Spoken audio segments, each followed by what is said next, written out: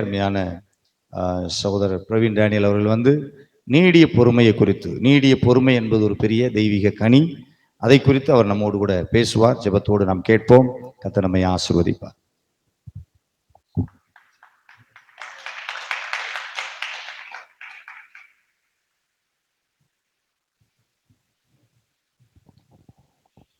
Hallelujah, praise the Lord. எல்லோருக்கும் இனிய சுதந்திர தின நல்வாழ்த்துக்கள். இது 78வது சுதந்திர தினம். சரி, எனக்கு கொடுக்கப்பட்ட தலைப்பு நீடிய பொறுமை. நீங்களாம் உட்காந்து கேட்குறதுக்கே ஒரு பெரிய பொறுமை வேணும் இல்லையா? இவ்வளோ நேரம் ரொம்ப பொறுமையாக கேட்குறீங்க, அதுலேயே ஆவியின் கனி விளங்குகிறது. சரி, ஒரு சின்ன ஜெபம் பண்ணிட்டு ஆரம்பிப்போம்.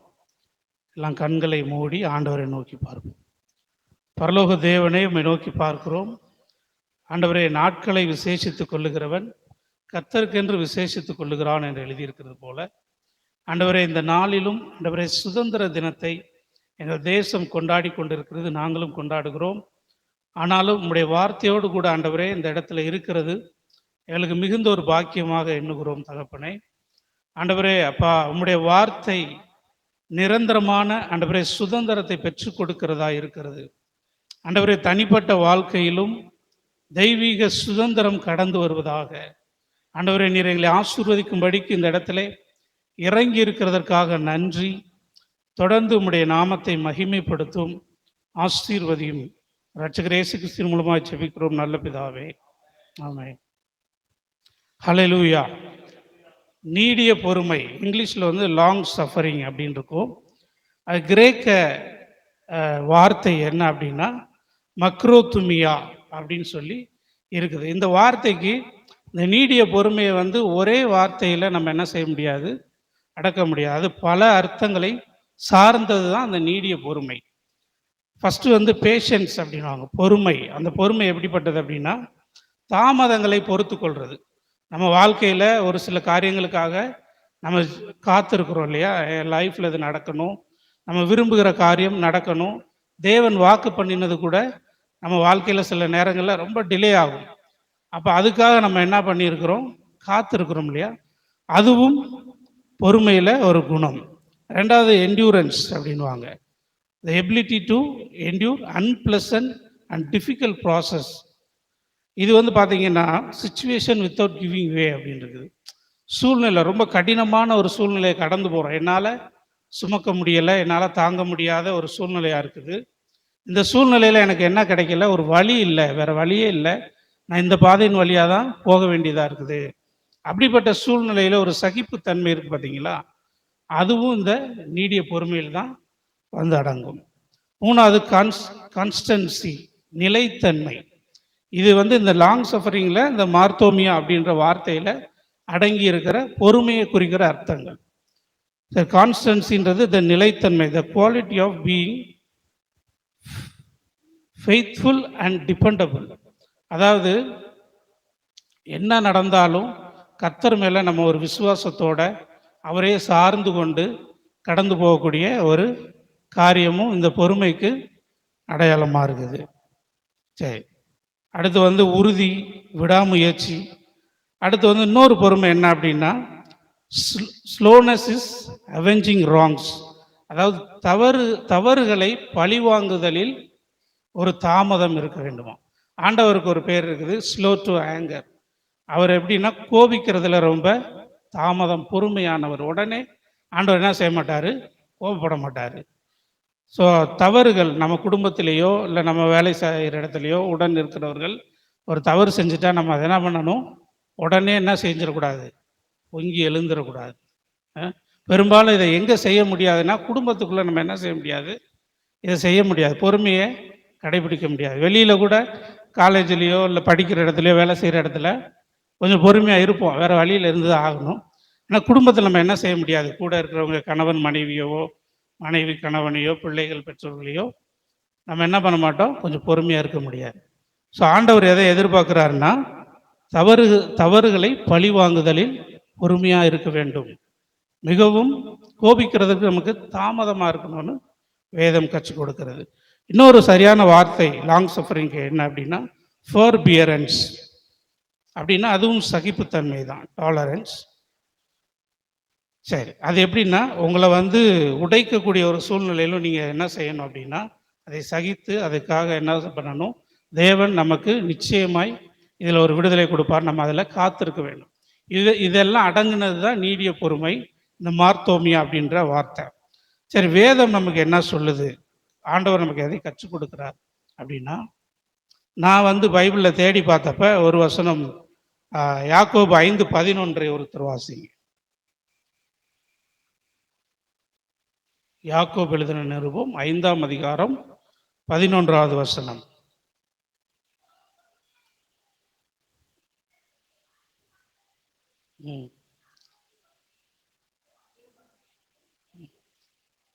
பொறுமையா இருக்கிறவர்களே பாக்கியவான்கள் அப்படின்னு வேதம் சொல்லுகிறது. இப்போ நம்ம பொறுமையா இருந்தோம்னா நம்மளாம் எப்படிப்பட்டவர்கள்? பாக்கியவான்கள். யோபுவின் பொறுமையை குறித்து கேள்விப்பட்டு இருக்கிறீர்களே, வாசிங்க. ம் ம் ம் கர்த்தரின் செயலின் முடிவையும் கண்டிருக்கிறீர்கள். யோபுடைய வாழ்க்கையில ஆண்டவருடைய முடிவை நம்ம பார்த்துருக்கோம். ஆண்டவர் என்ன செஞ்சாரு. யோபு வந்து மிகவும் பொறுமையா இருந்தவன். அவனிடத்துல இருக்கிற எல்லாமே எடுக்கப்பட்டுருச்சு. நான் இப்போ இதுக்கு முன்னாடி சொன்ன எல்லாமே யோபுவினிடத்துல காணப்பட்ட ஒரு காரியம். இது எல்லாம் அவனை விட்டு எல்லாமே போனாலும் அவனுடைய ஆஸ்தி போயிருச்சு, அவனுடைய ஆடு மாடுகள் ஒட்டகங்கள் எல்லாம் போயிடுச்சு, அவனுடைய பிள்ளைகள் மரித்து போயிட்டாங்க. கடைசியில் அவனுடைய சரீரமும் என்ன ஆயிடுச்சு, வியாதினால பாதிக்கப்பட்டுச்சு. இப்போ உயிர் மட்டும்தான் அவன்கிட்ட இருக்குது. அப்படி இருக்கும்போது யோபு எவ்வளவு பொறுமையா இருந்தாரு. அவன் வாழ்க்கையில தேவனுடைய முடிவு எப்படி இருந்துச்சு அப்படின்னா, அவன் இழந்த சகலத்தையும் ஆண்டவர் என்ன பண்ணாரு, திரும்ப ரெட்டிப்பாய் கொடுத்தார். ஆமென். இன்னைக்கு நீங்க பொறுமையா இருக்கீங்க அப்படின்னா நீங்க சும்மா பொறுமையா இல்லை, ஆண்டவர் நிச்சயமாய் அதற்கு என்ன செய்வாரு, ரெட்டிப்பான பலனை கொடுப்பார். அதுதான் தேவனுடைய முடிவு. ஆண்டவருடைய ஞானம் அப்படித்தான். இன்னைக்கு கர்த்தர் இல்லாதவங்க பொறுமையா இருந்து பிரயோஜனம் இல்லை. ஏன்னா வேதம் என்ன சொல்லுதுன்னா, உலகத்துல வந்து நீதி கிடைக்காமல் கெட்டு போனவர்கள் உண்டு அப்படின்னு இருக்குது. ஆனா தேவனை சார்ந்து இருக்கிறவர்களுக்கு நிச்சயமா என்ன செய்யும், ரெட்டிப்பான பலன் உண்டு. ஆமென், அல்லேலூயா. இந்த பொறுமைக்கு ஆதாரமா ஆண்டவர் ஒரு மனுஷனை பத்தி சொல்றார். மோசையை பத்தி ஆண்டவர் என்ன சொல்றாருன்னா, பூமியில மோசே மாதிரி சாந்த குணம் உள்ளவன் ஒருத்தனுமே இல்லை அப்படின்றாரு. ஆண்டவரை சாட்சி கொடுக்கிற ஒரு மனுஷன். இங்க சாந்த குணம் அப்படின்றது அந்த பொறுமையை தான் ஆங்கில மொழிபெயர்ப்புல சொல்லப்பட்டிருக்குது. ஆனா மோசையிட்ட பொறுமை இருந்துச்சா அப்படின்னு பார்த்தோம்னா, பொறுமை இல்லாம நிறைய காரியங்களை மோசை என்ன பண்ணிக்கிறாரு, செஞ்சிருக்கிறாரு. ஆரம்பமே எப்படி இருக்கும், மோசை வந்து பார்வோன் வீட்டிலேருந்து வளர்ந்து பெரிய ஆளாகி வெளியில் வந்த உடனே அவர் முதல்ல செய்கிறத என்ன பண்ணிடுவார், ஒரு கொலை பண்ணிடுவார். ஒரு எகிப்தியனை நியாயத்திற்காண்டி அவர் நினச்சிக்கிட்டாரு இது வந்து சரியான கோபம்தான் சொல்லி ஆண்டவருக்காக இப்படி தான் செயல்படணும்னு சொல்லி ஒருத்தர் என்ன பண்ணிடுறாரு, ஒன்று புதைச்சிடுறாப்புல. ஆண்டவருக்கு பிடிக்கும்னு நினச்சிட்டாரு. ஆனால் அதுவே அவர் செஞ்ச முதல் தவறு. அதனால அவர் துரத்தப்பட்டு 40 வருடம் வனாந்தரத்தில் இருந்தார். இன்னைக்கு மோசையிட்ட இருந்து ஒரு 3 காரியம் நான் பேச போகிறேன். நான் என்னாகமம் 20வது அதிகாரம் 11வது வசனம். என்னாகமம் 20:11. தன் கையை ஓங்கி கண்மலையை தன் கோலினால் 2 தரம் அடித்தான்.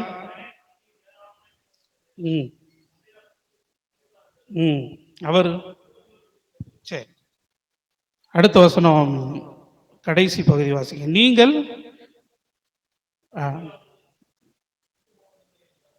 நீங்கள் என்னை விசுவாசியாமற் போனபடியினால் இந்த சபையாருக்கு நான் கொடுத்த தேசத்துக்கு நீங்கள் அவர்களை கொண்டு போவதில்லை.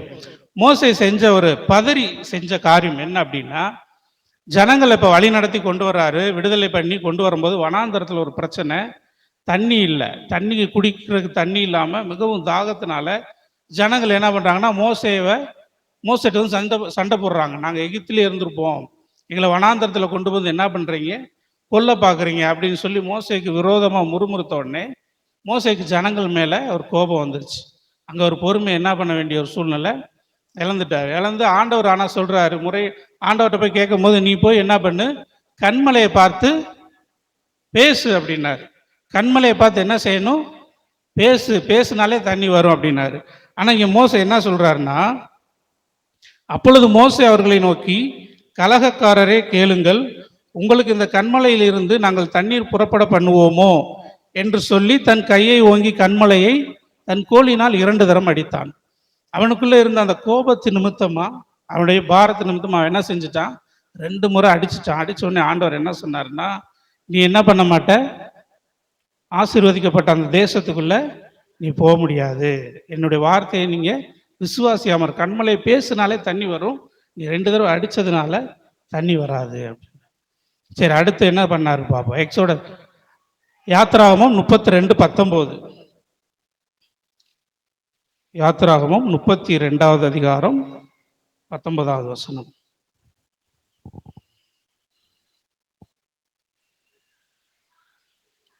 அவன் பாளையத்திற்கு சமீபித்து அந்த கன்றுக்குட்டியையும்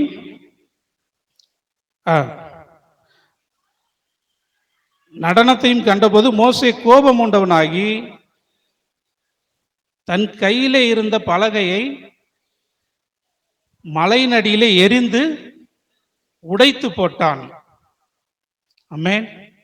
முதல்ல என்ன பண்ணாரு, கன்மலையை அடித்தான். 2வது கற்பலகையை உடைச்சிட்டாரு. இங்க என்ன நடந்துச்சு அப்படின்னா, ஆண்டவர் என்ன பண்றாருன்னா, மோசேவை 40 நாள் சீனாய் மலையில வர வச்சு ஆண்டவர் அவனோடு முகமுகமா பேசி ஊழிய காரியங்களை குறித்து என்ன பண்ணணும் எப்படின்னு அவனோட இடைப்பட்டு அவனுக்கு தேவன், அதுக்கு முன்னாடி இந்த வசனங்களை வாசிங்கன்னா 16ல் அந்த பலகைகள் தேவனால் செய்யப்பட்டதாயும் அவைகளிலே பதிந்த எழுத்துக்கள் தேவனால் எழுத்துமாய் இருந்தது. ஆண்டவரே அந்த பலகையை உருவாக்கி அதில் அந்த நியாயப்பிரமாணங்களை கட்டளைகளை எழுதி மோசே கொடுத்திருந்தாரு. ஆண்டவர் முன்னாடியே சொல்றாரு, அந்த அதிகாரத்தை நீங்க வாசிங்கன்னா, கர்த்தர் மோசையை நோக்கி 9வது வசனம் வாசிங்களேன். அதுல 32:9.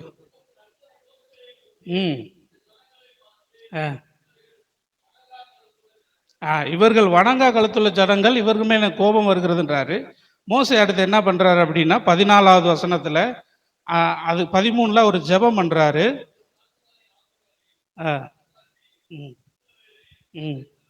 ஜனங்களுக்காக பரிந்து பேசுறாரு.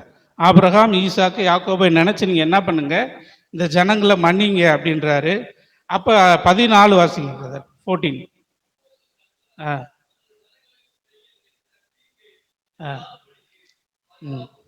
சரி, ஆண்டவருக்கு மலையிலிருந்து தெரியுது ஜனங்கள் இந்த மாதிரி பண்றாங்கன்னு சொல்லி அவங்க மேல கோபம் வருது. மோசே என்ன பண்றாரு, அவர் மிகவும் பொறுமையா என்ன பண்றாரு, ஜெபிக்கிறார், ஜனங்களுக்காக பிரார்த்தனை பண்றாரு. பண்ணி என்ன சொல்றாரு, இந்த மாதிரிலாம் ஜெபிச்ச உடனே ஆண்டவரே என்ன ஆயிட்டாரு, கர்த்தர் தமது ஜனங்களுக்கு செய்ய நினைத்த தீங்கை செய்யாதபடிக்கு பரிதாபம் கொண்டார். இப்ப ஆண்டவரோட மனசவே மோசே என்ன பண்ணிட்டாரு, மாத்திட்டாரு. ஆனா மலையிலிருந்து கீழே இறங்கி வரும்போது என்ன நடக்குது, கோபப்பட்டு பலகையை உடைச்சிட்டாரு. அவ்வளவுதான். அவர் பொறுமையில ஒரு உறுதி இல்லை. அந்த விஷயத்தை பார்க்குற வரைக்கும் பொறுமையா இருந்தாரு, பார்க்காத வரைக்கும் பொறுமையா இருந்தாரு. அதை கண்ணு முன்னாடி பார்த்த உடனே என்ன ஆயிடுச்சு, ஆமா, சில நபர்களுடைய குறைகள் மீறுதல்கள் நமக்கு தெரியாத வரைக்கும் நம்ம எப்படி இருப்போம், பொறுமையா இருப்போம். நேரடியாக பார்த்த உடனே நம்ம என்ன ஆயிடுறோம், ஆமா, ஆண்டவர் வார்த்தையாவது ஏதாவதுன்னு சொல்லி உடறான்னு சொல்லி தூக்கி உடச்சிட்டாப்புல. சரி, அடுத்து என்ன நடந்துச்சு, முதலாவது கண்மலையை அடித்தான், கற்பலகையை உடைச்சிட்டார். 3வது 34:6 வாசிங்க. இந்த பிரச்சனைகளை ஆண்டவர் ஒரு முற்றுப்புள்ளி வைக்க விரும்புகிறார். 34:5-6 வாசிங்க. யாத்ராகமம். ம் ம் ம் ம் ம் ம் சத்தியமும் உள்ள தேவன். இப்போ ஆண்டவர் என்ன சொல்றாருன்னா, அதுக்கு முதல் வசனங்களை வாசிங்கன்னா, நீ உடைச்ச மாதிரியே 2 பலகைகள் என்ன செய்யி, இழைத்து 2 பலகையை செஞ்சுட்டு என் சமூகத்தில் இப்போ என்ன பண்ணு, நீ மேலே ஏறி வா, ஏறி நீ அங்கே என்ன பண்ணணும், என் சமூகத்தில் நில் அப்படின்றாரு. நின்னதுக்கப்புறம் ஆண்டவர் என்ன பண்ணார், மேகத்திலிருந்து இறங்கி கர்த்தருடைய நாமத்தை கூறினார். அவர் ஏன் கூறுறார் அப்படின்னா, கர்த்தருடைய நாமம், என்னுடைய குணாதிசயங்கள் எப்படிப்பட்டது, அதே மாதிரி நீ என்ன பண்ணணும், வாழணும் அப்படின்றது தான் ஆண்டவருடைய விருப்பம். அதனால தான் ஆண்டவர் என்ன சொல்றாருன்னா, கர்த்தர் அவனுக்கு முன்பாக கடந்து போகிற போது அவர் கர்த்தர் இரக்கமும் கிருபையும் நீடிய சாந்தமும் மகாதயையும் சத்தியமும் உள்ள தேவன்.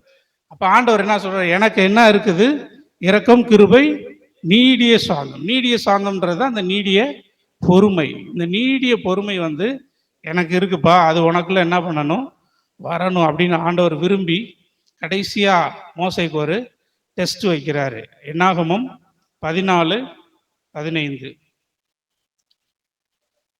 என்னாகமம் 14ஆம் அதிகாரம் 15வது வசனம்.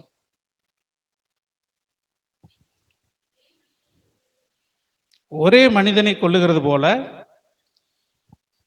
இந்த ஜனங்களை எல்லாம் நீர் கொள்வீரானால் அப்பொழுது உம்முடைய கீர்த்தியை கேட்டிருக்கும் புறஜாதியார் கர்த்தர் அந்த ஜனங்களுக்கு கொடுப்போம் என்று ஆணையிட்டு இருந்த தேசத்திலே அவர்களை கொண்டு போய் விடக்கூடாதே போனபடினால். அடுத்த வசனம் அப்படி வாசிங்க. இப்ப வந்து ஒரு நிமிஷம், ஆண்டவர் முதல்ல தன்னுடைய குணத்தை வெளிப்படுத்துறாரு. இப்ப மோசே என்ன பண்றான் அப்படின்னா, கர்த்தருடைய அந்த குணத்தை என்ன பண்றான், இவனால சில சூழ்நிலை பொறுமையா இருக்க முடியல. ஆனா மோசே இப்ப என்ன பண்ண ஆரம்பிக்கிறாருன்னா, அதை சார்ந்து கொண்டு அவர் சொல்றார் பாருங்க, ஆகையால்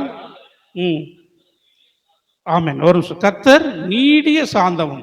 அவன் முதல்லவே எதை சொல்றான், நம்ம 34:6 வாசம், இரக்கமும் கிருபையும் நீடிய சாந்தமும் சத்தியம் உள்ள தேவன். இங்க பாத்தீங்கன்னா முதல்ல என்ன பண்ணிட்டாரு, நீங்க நீடிய சாந்தமும் மிகுந்த கிருபையும் உள்ளவர் அப்படின்னு சொல்லி அப்படியே அவர் ஜெபம் பண்றாரு. ஜெபம் பண்ண உடனே 20வது வசனம் ஆண்டவர் என்ன சொல்றாருன்னா, உன் வார்த்தையின்படியே மன்னித்தேன். ஆமென், அல்லேலூயா. சில சூழ்நிலைகள் நம்மளால பொறுமையா இருக்க முடியலைன்னா ஆண்டவருடைய குணத்தை நம்ம என்ன செய்யணும், சார்ந்து கொள்ளணும். அவருடைய நாமத்தை நாம் தரித்து கொள்ளும் போது அந்த முதல் வசனம் என்ன சொன்னா, கர்த்தருடைய உம்முடைய கீர்த்தியை கேள்விப்பட்டிருக்கும் புறஜாதி. கீர்த்தி அப்படின்னா ஆண்டவருடைய நாமத்திற்குரிய கணம் புகழ். அப்ப இவன் என்ன பண்றான்னா, இந்த ஜனத்தை நீங்க அழிச்சீங்கன்னா உங்க பேருக்கு என்ன ஆயிரும், கலங்கம் வந்துடும், உங்க நாமம் தூசிக்கப்பட்டுரும். புறஜாதியார் இவ்வளவு தூரம் ஜனத்தை நடத்திட்டு வந்துட்டு இப்ப அவங்க வந்து கானான் தேசத்துல போற நேரத்துல நீங்க அழிச்சிட்டீங்கன்னா அதனால எந்த பிரயோஜனமே இல்லை ஆண்டவரே அப்படின்னு ஒரு இடத்துல சொல்றாரு. என்னுடைய பேர் என்ன பண்ணுங்க, ஜீவ புஸ்தகத்துல இருந்து கூட எடுத்து போடுங்க அப்படின்னு சொல்லி மோசே எப்படி ஆயிட்டாரு, இப்ப பயங்கர பொறுமை உள்ள ஒரு மனுஷனா மாறிட்டார். அப்படி இருந்த மனுஷனை ஆண்டவர் என்ன பண்றாரு, உருவாக்கி பொறுமை இல்லவனா மாத்தி, அவனை பற்றி ஆண்டவர் என்ன சொல்றாருன்னா, இவன் கொலைகாரன் அவனை பத்தி சொல்லலை, கற்பகலையில உடைச்சவன் சொல்லலை, பூமியில மோசையை போல சாந்த குணம் உள்ளவன் ஒருவனும் இல்லை. ஆண்டவர் அவனை பற்றி என்ன பண்றாரு, நற்சாட்சி கொடுக்கிறார். அல்லேலூயா. நம்மை பற்றி ஆண்டவர் என்ன பண்ணுவாரு, நற்சாட்சி கொடுப்பார். இப்ப இருக்கிற சூழ்நிலைகள் ஆண்டவர் இதன் ஊடாய் நம்மை நடத்தி அவருடைய குணத்திற்கு ஏற்ற ஒரு வாழ்க்கை வாழ ஆண்டவர் உதவி செய்வார். சரி, இன்னொரு சம்பவத்தை மட்டும் நான் சொல்லிடுறேன். லூக்கா எழுதின சுவிசேஷம் 18வது அதிகாரம், அதுல 6லிருந்து 8 வசனங்கள் வரைக்கும். லூக்கா 21:19 மட்டும் இப்ப வாசிங்க. லூக்கா 21:19.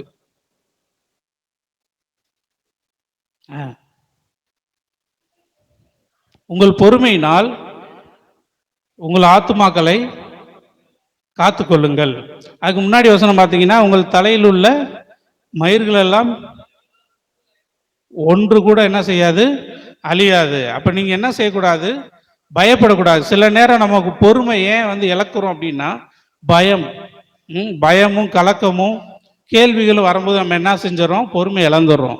ஆண்டவர் சொல்றார், உன் தலையில் இருக்க ஒரு முடி கூட என்ன செய்யாது, அழியாது. அதனால உன் பொறுமையினால் நீ என்ன பண்ணு, உன் ஆத்துமாவை காத்துக்கொள்.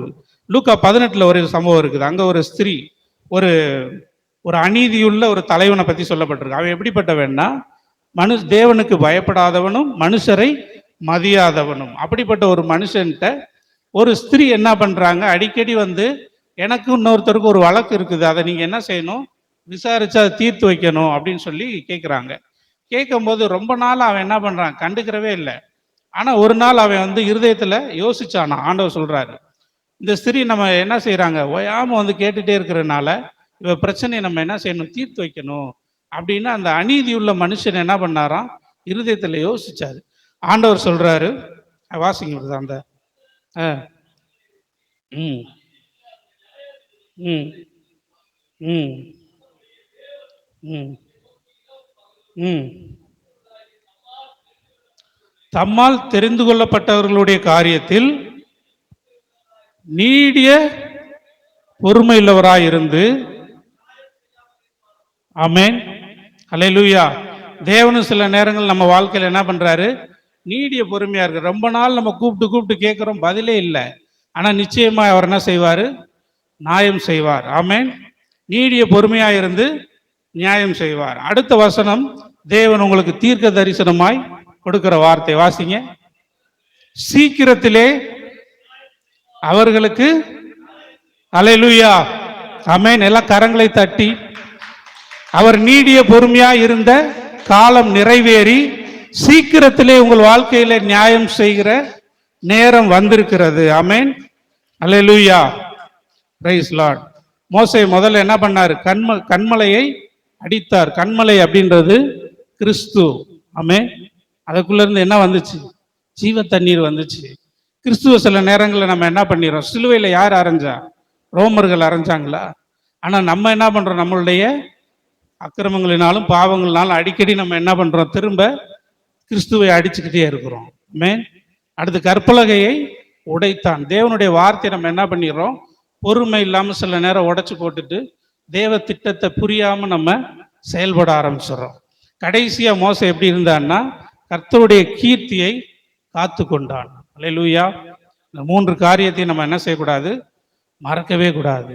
மோசே இந்த கண்மலை அடித்ததுனால அவன் வந்து அந்த ஆசீர்வதிக்கப்பட்ட தேசத்துக்குள்ள போக முடியாம போயிருந்தாலும், அந்த 34வது அதிகாரத்தில் பார்த்தீங்கன்னா, உம்முடைய கண்கள் எனக்கு கிருபை கிடைக்கும் அப்படின்னு சொல்லி மோசே ஜெபிக்கிறான்.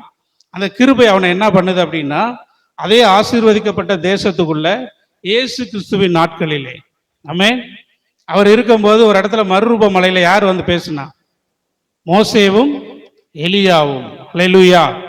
எதுக்குள்ள போக மாட்டேன்னு கர்த்தர் கோபத்தில் சொன்னாரோ, கிறிஸ்துவின் மூலமா அவன் என்ன பண்றான், அதே எல்லைக்குள்ள கர்த்தர் அவனை கொண்டு போனார். அல்லேலூயா. அதான் கரங்களை தட்டி. சரி, ஆகையால் கடைசி வசனம் எபிரேயர் 12:1, மேகம் போன்ற இத்தனை திரளான சாட்சிகள் உங்களை சூழ்ந்திருக்கையில் விசுவாசத்தை துவக்குகிறவரும் முடிக்கிறவருமா இயேசு கிறிஸ்துவை நோக்கி நமக்கு நியமித்திருக்கிற ஓட்டத்திலே பொறுமையோடு ஓடக்கடவோம். அல்லேலூயா. நம்ம ஊர்ல ஓட்டப்பந்தயம் வச்சா பொறுமையா ஓடுவீங்களா? பொறுமையா ஓடுனா நம்ம கடைசி தான் வருவோம், அப்படியே வீட்டுக்கு போன்றுவாங்க. ஆண்டவருடைய ஓட்டத்தில் நம்ம எப்படி ஓடணுமா, பொறுமையா ஓடும்போது நம்மளுக்கு என்ன வைக்கப்பட்டிருக்கிறது, ஜீவ கிரீடம். அல்லேலூயா. ஒரு பிரேயர் பாயிண்ட்ஸ் மட்டும் 78வது சுதந்திர தினம்ன்றதுனால ஒரு சில குறிப்புக்காக ஒரு சின்ன ஒரு ஜெபம் மட்டும் பண்ணிடுவோம். 78 அப்படின்னா இட்ஸ் ஏஞ்சலிக் நம்பர். அது வந்து ஒரு தேவ தூதனுடைய இலக்கம் அப்படின்னு சொல்லப்பட்டிருக்கிறது. அதோடைய ஆசீர்வாதம் என்ன அப்படின்னா, concept of divine perfection and new beginning. ஒரு முழுமை, ஒரு தெய்வீகத்தின் முழுமையும் ஒரு புதிய துவக்கமும் இந்த ஆண்டிலே கர்த்தர் செய்வார். விசுவாசிகளுடைய வாழ்க்கையிலே நிச்சயமாய் செய்வார். ஆமென், அல்லேலூயா.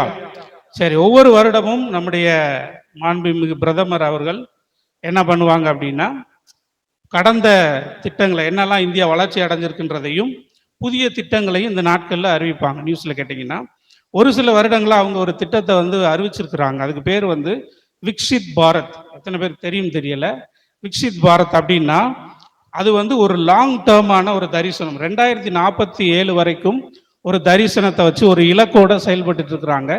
அதில் நிறைய காரியங்கள் இருக்குது. அதில் ஒரு 4 விஷயத்தை மட்டும் நான் எடுத்துக்கிறேன். அதில் என்ன அப்படின்னா, poor people and women, youth, farmer. ஏழையான, தரித்திரத்தில் இருக்கிற கஷ்டப்படுற மக்கள், பெண்களுக்கான சுதந்திரம், வாலிபர்களை குறித்ததான முன்னேற்றத்திற்கான காரியங்கள், அடுத்து விவசாயம். இந்த நாளையும் பிரதானமாக ஃபோக்கஸ் பண்ணி அவங்க என்ன பண்ண போகிறாங்கன்னா முன்னேற்றத்தை கொண்டு வர போகிறோம் அப்படின்னு சொல்லி ஒரு சில காரியங்களை அவங்க செயல்பட்டு இருக்கிறாங்க. இது போக நிறைய விஷயங்கள் இருக்குது. டீப்பாக பார்த்தா இந்த 4 விஷயத்துக்காக நம்ம எழுந்து நின்று நம்ம ஜெபிக்க போகிறோம். நம்ம தேசத்தில் இருக்க ஏழ்மை மாற வேண்டும், பெண்களுக்கான உரிமைகள் சுதந்திரங்கள் கிடைக்க வேண்டும். 3வது, வாலிபர்கள் இன்னைக்கு போதைப் பொருட்களுக்கு அதிகமாக விலை போய் கொண்டிருக்கிறாங்க. அப்படிப்பட்ட வாலிபர்களை தேவன் என்ன பண்ணணும் அப்படின்னா அதிலிருந்து வெளியே கொண்டு வந்து திறமையுள்ள வாலிபர்களுக்கு அரசாங்கம் நல்ல சலுகைகளை அருளி அவங்க முன்னேற்றத்துக்கான வழிமுறைகளை செய்ய வேண்டும். கடைசியாக விவசாயிகள் அவர்களுக்கு வேண்டிய நியாயம் கிடைக்க வேண்டும், அவர்களுக்கு வேண்டிய மானியம் எல்லாவற்றிலும் அவர்களுக்கு உதவிக்கரம் கொடுக்கும்படி அரசு செயல்பட வேண்டும். இதெல்லாம் அவங்க தான் திட்டம் பண்ணியிருக்கிறாங்க. தேவன் அவர்களை திட்டம் பண்ண வைத்திருக்கிறார். நாம் ஒருமனமாக இந்த சுதந்திர தினத்தன்று நாம் அதற்காக ஜெபிக்க போகிறோம். ஹல்லேலூயா, ஸ்தோத்திரம் ஆண்டவரே. அப்பா, நல்ல தகப்பனே, உம்மை நோக்கி பார்க்கிறோம் ஆண்டவரே. அப்பா, உம்முடைய உதவி கரம் ஆண்டவரே எங்களுக்கு நேராய் நீட்டப்படட்டும் ஆண்டவரே. அப்பா, உமக்கு முன்பதாக ஆண்டவரே நாங்கள் தகுதியுள்ளவர்களாய் இல்லை ஆண்டவரே. அப்பா, மோசேவே ஆண்டவரே அப்பா உம்முடைய கற்பலைகளை எரிந்து போட்டான் என்று எழுதியிருக்கிறது ஆண்டவரே. பலவீனம் உள்ளவர்கள் நாங்கள் சில நேரங்களில் ஆண்டவரே பலவீனமாய் இருந்தாலும் தேவன் பொறுமையாய் மறுபடியும் அவனுக்கு எழுதி கொடுத்தீர் ஆண்டவரே. அதுபோல கோபத்தினால் ஆண்டவரை நாங்கள் உடைத்து போட்ட சில காரியங்களை மறுபடியும் நீர் எழுதி கொடுக்கிறதற்காக நன்றி செலுத்து ஆண்டவரே. அதுபோல ஆண்டவரை கோபத்து நிமித்தமாய் ஆண்டவர் அவன் இழந்து போனதை, அவன் பிரவேசிக்க கூடாமல் இழந்து போனதை இயேசு கிறிஸ்துவின் நாளிலே மறுபடியும் அதை சுதந்திரிக்கும்படிக்கு நீர் கொடுத்த கிருபைக்காக நன்றி. எங்களுடைய வாழ்க்கையில் ஆண்டவரை கோபத்தினால் நாங்கள் இழந்ததை ஆண்டவரை திரும்ப பெற்றுக்கொள்ளும்படிக்கு உம்முடைய கிருபை எங்களை தேடி வந்திருக்கிறதுக்காக நன்றி செலுத்துகிறோம் ஆண்டவரே. உம்முடைய நாம மகிமைக்கென்று எங்களை ஏற்படுத்தி இருக்கிறீர். உம்முடைய கீர்த்தியை பிரசித்தப்படுத்தும்படிக்கு தேவன் எங்களை பலப்படுத்தி இன்னும் எங்களை ஆண்டவரை நிலைப்படுத்தும்படியாய் செபிக்கிறோம் ஆண்டவரை. எங்கள் இந்தியாவை நாங்கள் ஆசீர்வதிக்கிறோம். பிதா குமாரன் பரிசுத்தாவினாலே எங்கள் தேசம் ஆசீர்வதிக்கப்படட்டும் ஆண்டவரே. அப்ப அதில் உள்ள ஏழைகளை நீர் பராமரிக்கிறீர் என்று எழுதியிருக்கிறதே ஆண்டவரே. ஏழைகளை நினைவு கூறும்படிக்கு ஆண்டவரே அப்பா தேசத்தை ஆளுகிறவர்களுடைய கண்களில் ஆண்டவரே ஒரு தயவை கொடுத்ததற்காக நன்றி. எங்கள் தேசத்தில் இருக்கிற ஆண்டவரே பெண்களுக்காக நாங்கள் விசேஷமாய் செபிக்கிறோம் ஆண்டவரே. அவர்கள் எல்லா துறைகளிலும் சிறந்து விளங்கவும் ஆண்டவரே, குடும்பத்தை கட்டி எழுப்புறவர்களாய் மட்டுமல்ல தேசத்திலும் அவர்களுடைய பங்கு அதிகமாக இருக்கிறபடினாலே தேவன் அவர்களையும் ஆசீர்வதித்து ஆண்டவரே மறைந்திருக்கிற ஆண்டவரே அப்பா சில பெண்களை நீர் வெளியே கொண்டு வரும்படியாய் செபிக்கிறோம் ஆண்டவரே. வாலிபர்கள் பலவான் கையில் உள்ள அம்பு ஆண்டவரே, அடுத்த தேசத்திலே ஆளுகையும் அதிகாரத்தையும் நிர்ணயிக்கக்கூடிய ஆண்டவரே அப்பா வல்லமையை நீர் அவர்களுக்குள்ளே வைத்திருக்கிறீர். அப்படிப்பட்ட எங்கள் வாலிப பிள்ளைகள் எதற்கும் அடிமைப்பட்டு போகாதபடிக்கு ஆண்டவரை நாங்கள் ஜெபிக்கிற அந்த நேரத்துல எங்கள் தேசத்துல எந்த மூலையில் ஆண்டவரே அப்பா எங்கள் பிள்ளைகள் அடிமைப்பட்டவர்களா இருந்தாலும் சிறையிருப்பிலிருந்து விடுதலை பண்ணி ஆண்டவரே தேவ திட்டத்தை அறிந்து கொண்டு செயல்பட கர்த்தர் கிருபை செய்வீராக ஆண்டவரே. விவசாயிகளுக்காக நாங்கள் செபிக்கிறோம்.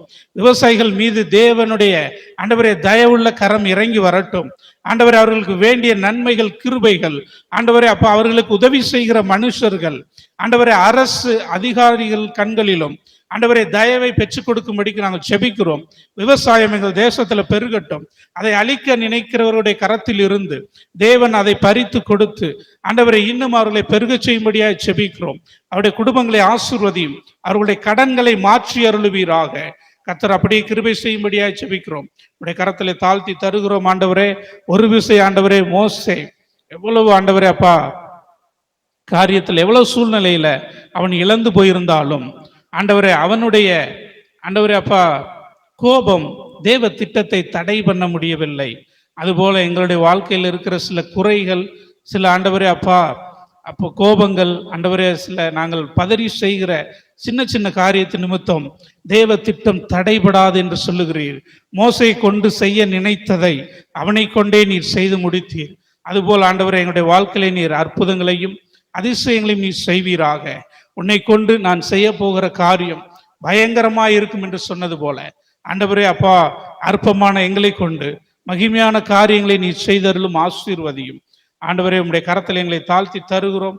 ஆசீர்வதியும், பொறுமையினால் எங்களை காத்து கொள்ளவும். ஆண்டவரை, இன்னும் நாங்கள் எதிலெல்லாம் குறைபட்டு இருக்கிறோமோ இந்த 9 சுவையுடைய ஆவியின் கனியை ஆண்டவரை எங்களுக்குள்ளே வெளிப்படுத்த தேவன் கிருபை செய்யும், ஆசீர்வதியும். இரட்சகர் இயேசு கிறிஸ்துவின் மூலமாய் ஜெபிக்கிறோம் நல்ல பிதாவே, ஆமென், ஆமென்.